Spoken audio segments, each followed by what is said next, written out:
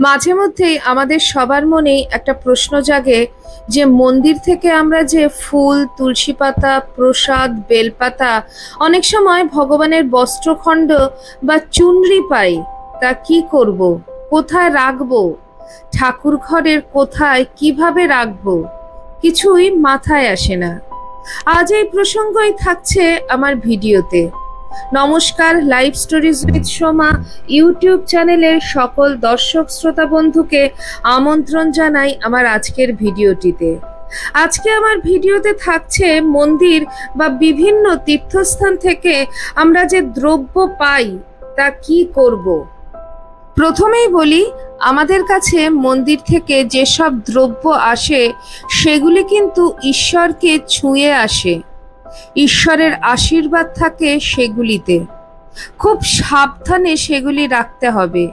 যখনই বাড়িতে কোনো সংকট বা বিপদ আসবে, সন্তানের ওপর, ভাই বোন, বাবা মা, স্বামী স্ত্রী, যে কারোর ওপরই বিপদ আসুক না কেন, কেউ দীর্ঘকালীন রোগে আক্রান্ত, যে কোনো সমস্যায় থাকুন না কেন, তার মাথায় মন্দির থেকে পাওয়া চুনরি বা কোনো বস্ত্রখণ্ড তার মাথায় ছুঁয়ে দেবেন। ঈশ্বরের নাম স্মরণে আনবেন। দেখবেন সেই সব দ্রব্যের কি অলৌকিক ক্ষমতা। কারণ ওইসব বস্ত্রখণ্ডের মধ্যে থাকে স্বয়ং ঈশ্বরের ছোঁয়া, ঈশ্বরের স্পর্শ, ঈশ্বরের আশীর্বাদ। আর যেসব ফুল বা বেলপাতা বা তুলসী পাতা আমরা মন্দির থেকে নিয়ে আসি, সেটা আমাদের বাড়ির গাছের গোড়ায় দিতে হবে, সার হিসাবে ব্যবহার করতে হবে। তাতে ঈশ্বরের আশীর্বাদ আছে।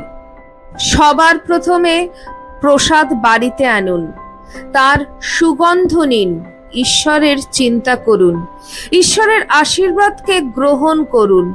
আপনার শরীরে এবং মনে এর প্রভাব পড়বেই। আর প্রসাদ আপনি গ্রহণ করুন। নিজের লোকেদের দিন, বেশি থাকলে অন্য কাউকে দিন। ঈশ্বরের প্রসাদ কিন্তু সাধারণ খাওয়ার দ্রব্য নয়, ঈশ্বরের ভোগের দ্রব্য। আপনি ঈশ্বরের ভোগ গ্রহণ করছেন, এটা কিন্তু কোনো সাধারণ জিনিস নয়। তাই প্রসাদের প্রতিটি কণাতে ঈশ্বরের আশীর্বাদ অনুভব করুন। ঈশ্বরের কৃপাতে সেই প্রসাদই হয়ে ওঠে অমৃত সমান। আরেকটি কথা, যখনই আমরা কোনো তীর্থক্ষেত্রে ভান্ডারা দেখতে পাই, তখন একটি কথা স্মরণ রাখা খুব দরকার। যেখানেই সেই ভান্ডারার প্রসাদ গ্রহণ করি না কেন, মনে রাখতে হবে সেটা মা অন্নপূর্ণার আশীর্বাদ।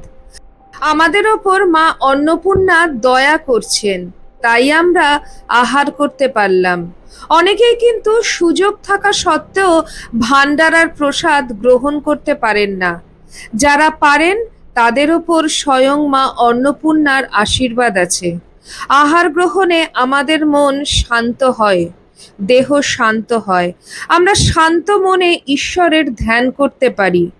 ভান্ডারার প্রসাদ গ্রহণ করার সময় সবসময় মনে রাখতে হবে এটা ঈশ্বরের প্রসাদ, ঈশ্বরের আশীর্বাদ। আর এই প্রসাদ নিজে থেকে ত্যাগ করার অর্থ হলো ঈশ্বরের আশীর্বাদ ত্যাগ করা। তাই ভান্ডারার প্রসাদ গ্রহণের সুযোগ এলে মাথা পেতে তা গ্রহণ করতে হয়। আমাদের আশেপাশে এমন অনেক লোক আছেন, তাদের দুবেলা কেন একবেলা আহারও জোটে না। আপনি ভাগ্যবান, আপনি ঈশ্বরের মন্দিরে গিয়ে ঈশ্বরের দর্শন করলেন, প্রসাদ পেলেন, হয়তো একটা লাড্ডু কিংবা একটা প্যারা। চেষ্টা করুন, মন্দিরে অনেকে এমন আছেন তারা প্রসাদ পেলেন না, যে কোনো কারণেই হোক। আপনি আপনার সেই একটি লাড্ডু বা প্যারা থেকে একটু একটু তাদের দিন। ঈশ্বরের প্রসাদ এক কণাই যথেষ্ট। ঈশ্বরের প্রসাদ অমৃত সমান। আমরা অনেকে কি করি, মন্দিরে যাই, ঈশ্বরের দর্শন করি, অনেক প্রসাদ হয়তো কিনেও আনি বাড়িতে। তারপর সেখান থেকে কিছুটা গ্রহণ করে বাকিটা বাড়িতেই রেখে দিই। দিনের পর দিন থাকতে থাকতে তা খারাপ হয়ে যায়। তারপর একদিন সেটা ফেলে দিই। কেউ কেউ বলেন গরুকে দিয়ে এসো বা পুকুরে অথবা গঙ্গায় ফেলে এসো, পাপ লাগবে না। কখনোই এভাবে প্রসাদকে নষ্ট করা উচিত নয়। ঈশ্বরের আশীর্বাদকে ব্যর্থ হতে দেওয়া উচিত নয়। সে মন্দিরের প্রসাদই হোক বা বাড়ির ঠাকুর ঘরের প্রসাদ বা ভান্ডারার প্রসাদ। তাই আজ থেকেই মন্দির বা তীর্থস্থান থেকে পাওয়া চুনরি, ফুল, বেলপাতা, তুলসী পাতা বা বস্ত্রখণ্ডের সঠিক ব্যবহার করুন। ঈশ্বরের প্রসাদ সবার মধ্যে বিতরণ করার চেষ্টা করুন। আমার আজকের ভিডিও কেমন লাগলো অবশ্যই কমেন্ট সেকশনে কমেন্ট করে জানাতে ভুলবেন না। আমার ভিডিও আজকে আমি এখানেই শেষ করছি।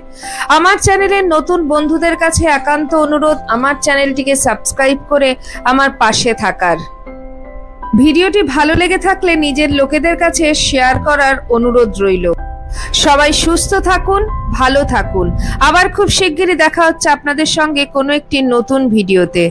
জয় ঠাকুর, জয় মা, জয় স্বামীজি।